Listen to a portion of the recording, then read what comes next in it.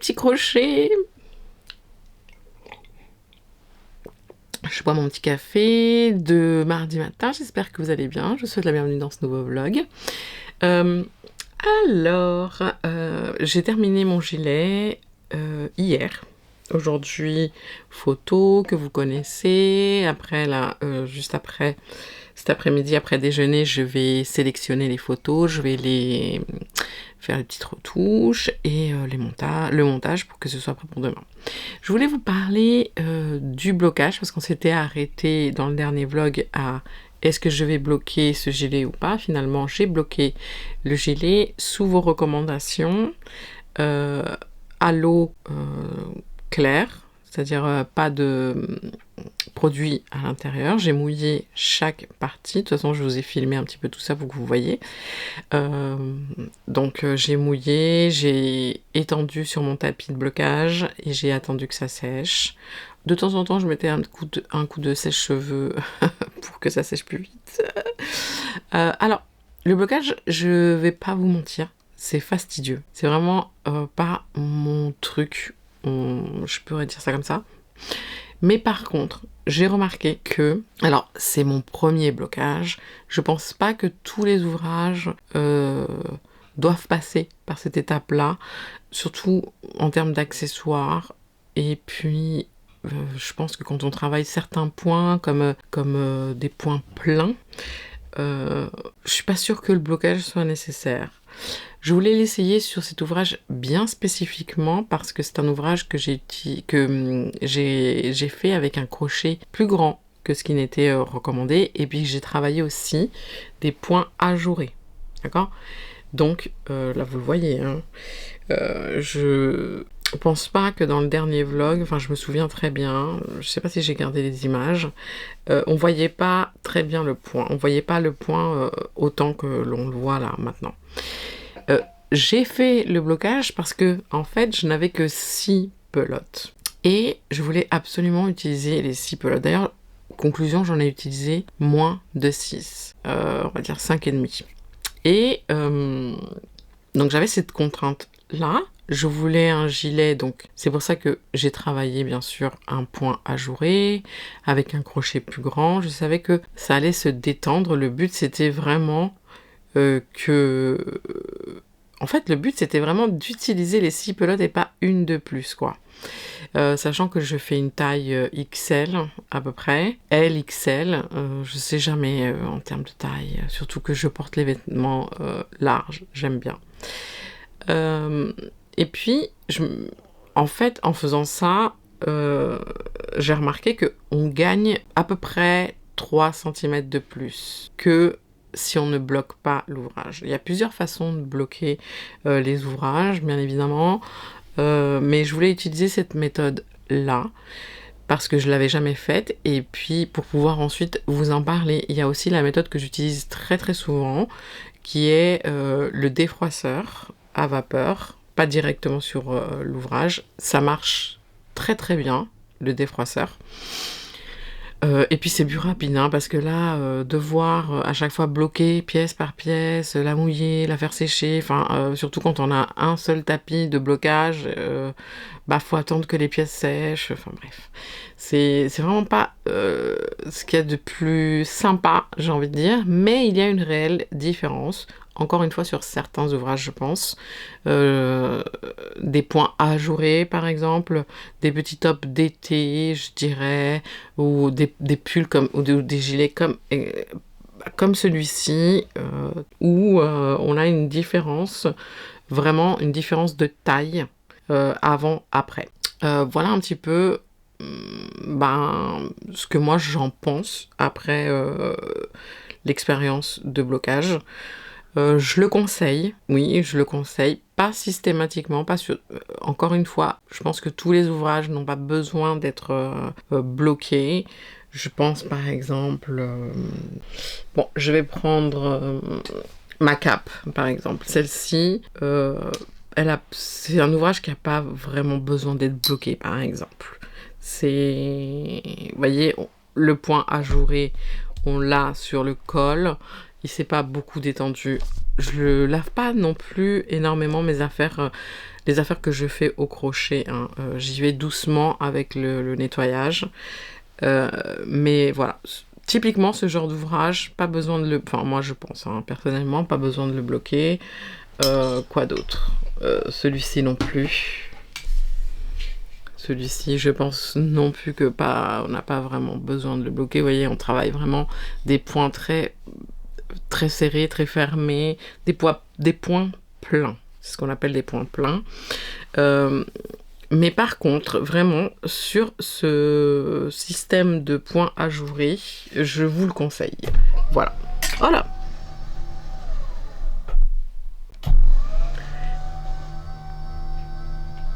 J'ai toujours le problème avec ce bureau, des boutons sont trop proches de mes bras. Donc, voilà, vraiment, essayez sur ce gilet-là que j'ai fait. D'ailleurs, dans le tuto, je vous parle du blocage, je vous montre les mêmes images que je vais vous montrer ici un petit peu dans le vlog, comment j'ai bloqué, comment je l'ai bloqué. Et il y a un truc, par exemple, regardez. Vous allez le tirer, mais il va toujours revenir. Donc, le blocage, il a une fin, quoi. Hein. Vous n'allez pas pouvoir... ce serait trop facile. À moins que ce soit pour une œuvre d'art ou j'en sais rien. Ou effectivement, on tend le maillage et qu'on le maintient, le maillage va revenir. Hein. Donc... Je pense. Alors après, si vous savez plus que moi sur ce sujet, n'hésitez pas à me laisser des commentaires. Je pense que ça va aider la communauté à en savoir plus sur le blocage. Moi, j'ai compté que je gagne à peu près 3 cm. Donc, 3 cm sur le devant, enfin les parties de devant, le derrière, les manches, fait que, je ne sais pas si vous vous souvenez, mais je n'arrivais pas... Ma manche n'arrivait pas au bout. Elle arrivait à peu près ici. Je pensais que j'allais avoir une manche 3/4, ce qui m'aurait pas dérangé, mais j'étais pratiquement sûre qu'après le blocage, parce que je voyais bien le potentiel de ce fil, que j'allais atteindre le bras en entier. Et je trouve que on voit beaucoup plus les motifs. Enfin voilà. N'hésitez pas, dans les commentaires, encore une fois, à laisser vos impressions sur le blocage, à donner des conseils. Voilà. En tout cas, moi, je vous partage mon expérience. Faites-en ce que vous voulez, les amis. Nous sommes, je ne sais pas si je vous l'ai dit, nous sommes mardi, oui. Et là, je vais, cet après-midi, donc travailler sur l'ordinateur, montage et tout ça. Et puis, pour commencer à réfléchir pour le tuto de la semaine prochaine. Donc, bon vlog et je vous dis à plus tard.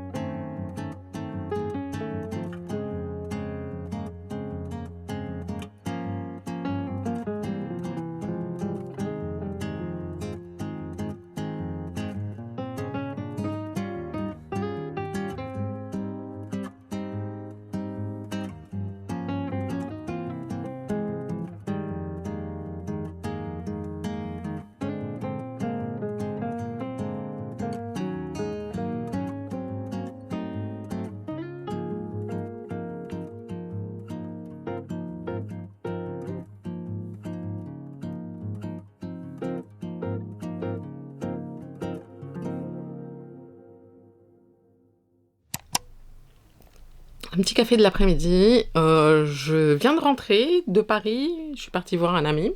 J'ai déposé ma voiture à la gare et je suis partie en transport. C'est la meilleure façon, je pense, de visiter Paris parce que c'est tellement la cohue. Enfin, visiter Paris. Je m'entends. Et puis ce matin, je suis partie voir ma fille qui passe son dernier jour dans son stage aujourd'hui. Elle fait un stage chez Etam. Donc ce matin, je suis partie la voir. J'ai joué à la cliente, la vraie cliente, et elle à la vendeuse, une vraie vendeuse. Oui, elle a vidé mon portefeuille. J'ai vu sa maîtresse de stage. Voilà, je voulais lui faire un petit coucou, acheter quelques trucs pour soutenir aussi. Bref, j'ai surtout acheté des choses parce que j'ai commencé le yoga ce soir. Yoga familial. On y va avec ma sœur et ma mère. Et désolée, je vous raconte un peu ma vie. Hein. J'ai pas l'habitude de faire, enfin pas trop, mais de temps en temps c'est vrai que je le fais.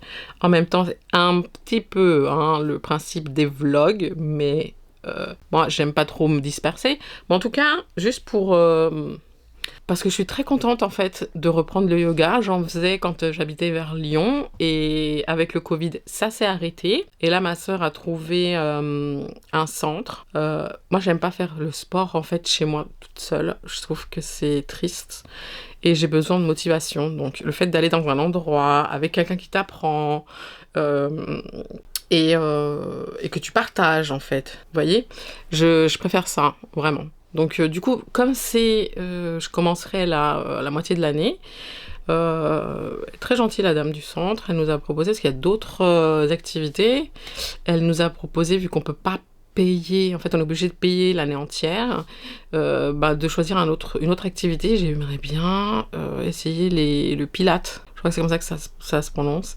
C'est mon ami tout à l'heure qui m'a parlé de ça. Il m'a dit que lui, il fait du Pilates. Et c'est du renforcement en fait musculaire, comme comment on appelle ça ? Du gainage. J'en ai bien besoin du sport. J'avoue que je commence à le sentir. Besoin d'activité extérieure, ça m'a fait beaucoup de bien de marcher à Paris, de me balader, de voir les gens, de boire un café en terrasse. J'ai beaucoup apprécié. Pourtant, il fait vraiment pas beau et vraiment très froid. Bref, je parle beaucoup. Oh, pipelette. Les amis, pour le mercredi prochain, en regardant Pinterest, en allant sur Pinterest je sais pas combien de fois, je suis tombée sur c'est des petits granits qui sont super mignons, je les vois souvent, et souvent je me dis, il faudrait que je fasse quelque chose avec ces petits granits, c'est tellement mignon, mais quoi faire ? Surtout que là, j'ai pas énormément de temps. J'ai fait des gros ouvrages ces derniers temps. Je veux dire, pull avec manches, avec... Donc, j'aime bien alterner entre petits projets, grands projets, parce que sinon, j'aurais jamais le temps de faire que des grands projets. Je pourrais pas. Et donc, j'ai vu ces petits granits. Je vais vous les mettre à l'écran. Et j'ai un bloc-notes. En fait, j'ai pris un bloc-notes. Alors, moi, en général, j'ai des bloc-notes qui s'envolent, comme ça, où on retire les feuilles. C'est super bien, mais du coup, je ne garde pas beaucoup mes patrons, les choses que je crée, mes recherches et tout ça. Et je me suis dit, je vais me prendre un bloc-notes comme ça, sur Amazon, avec une couverture assez solide. Et je vais le couvrir. Je pense que ça en fera un objet comme précieux et j'aurais encore plus envie de m'appliquer à garder mes patrons, mes calculs, mes écrits, tout ça. J'ai un agenda, mais dans l'agenda, en fait, je peux pas... l'agenda, c'est juste pour planifier. Alors que là, c'est vraiment des notes. C'est vraiment un bloc-notes. Je sais pas si vous allez voir. Il y a des traits. Vraiment, c'est vraiment bloc-notes. Et je vais pouvoir garder tout ce que j'écris, tout ce que je fais. Et comme ça, collectionner toutes mes créations, les garder, quitte à d'abord les faire au crayon de papier, ensuite au stylo, puis gommer. Voilà. Et je me suis dit qu'il fallait absolument que je lui fasse une couverture au crochet. Très beau projet pour moi, qui, même je pense que même pour vous, si vous notez tout ce que vous faites, si vous êtes créatrice ou alors que vous aimez changer un patron pour le refaire à votre sauce ou tout ça, vous voyez, gardez un souvenir, gardez des traces de ces trucs-là. Alors, je me suis dit, attendez, parce que, comme d'habitude, je ne prépare rien, évidemment. J'ai fait ces petits granits, je trouve trop mignon. Avec la Prestige, donc avec du coton. Crochet 3. Donc, petit granit. C'est un projet parfait pour les restes de fil. Parfait, idéal, vraiment, voilà. On est dans ce truc-là, quoi. Et vous voyez, donc, bien sûr, j'ai pas fini, mais bon, là, j'ai fait comme, le devant. Il va y avoir petit granit ici sur le rebord, et pour le dos, bien sûr. Et pour l'intérieur, je vais faire, il va falloir de la colle, parce que ça va être une couverture, on peut faire une couverture que l'on enlève, mais j'ai pas envie, j'ai envie de le garder tel quel, et puis au prochain bloc-notes, enfin au prochain livre de notes, je ferai une autre pochette, une autre couverture de livre. C'est un A5, parfait pour glisser dans le sac, voilà. Et pour l'intérieur, enfin... Donc, je vais tout le faire comme ça, en granit. En plus, c'est assemblage invisible. Donc, on a vraiment le petit damier de granit. C'est-à-dire, ils sont vraiment bien collés. Je ne sais pas si vous voyez, mais l'assemblage invisible, c'est vraiment idéal pour ce genre de projet. Et à l'intérieur, donc, faire un rabat. On peut faire de sorte à le changer en faisant un rabat et en allant coudre ici et ici. Vous placez, tac, votre couverture.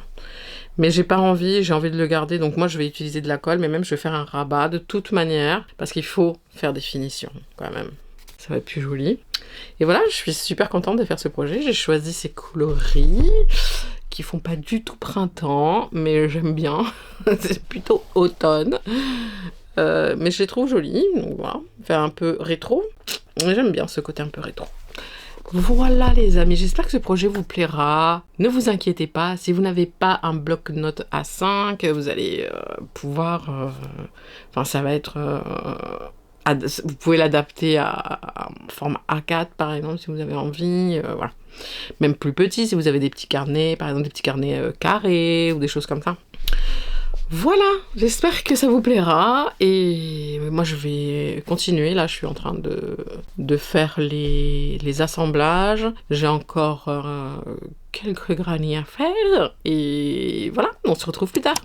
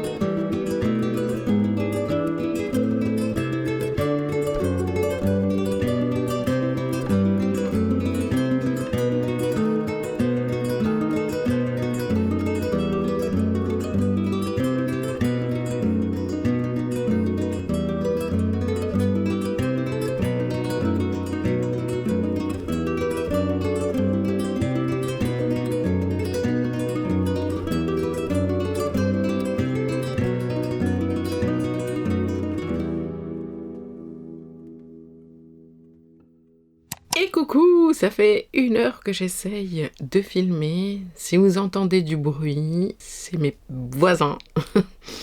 Même le week-end, on n'est pas tranquille. C'est insupportable. Voilà où j'en suis. Donc, alors j'ai pas terminé l'assemblage, mais comme on arrive à la fin de la semaine, les amis, il faut que je clôture le vlog. Donc, alors, voilà le résultat. Bien sûr, c'est pas fini. Il faut que je fasse des finitions sur les contours, n'est-ce pas? Alors, je pense pas que je vais en faire sur les côtés, puisque je vais pas pouvoir rabattre, mais je vais faire des finitions sur tout, là, là, et de l'autre côté. J'aime trop, je le trouve trop mignon. J'ai hâte de le finir, et vous montrer ça mercredi qui arrive. Et ben voilà les amis, ce vlog est maintenant terminé. Qu'est-ce que je peux vous dire? J'espère que vous avez passé un bon moment en ma compagnie et que j'ai pu vous inspirer. Je vous fais plein de bisous, plein de câlins. Je vous souhaite un très bon dimanche, une belle semaine créative et je vous dis à très très bientôt dans une nouvelle vidéo. Ciao ciao!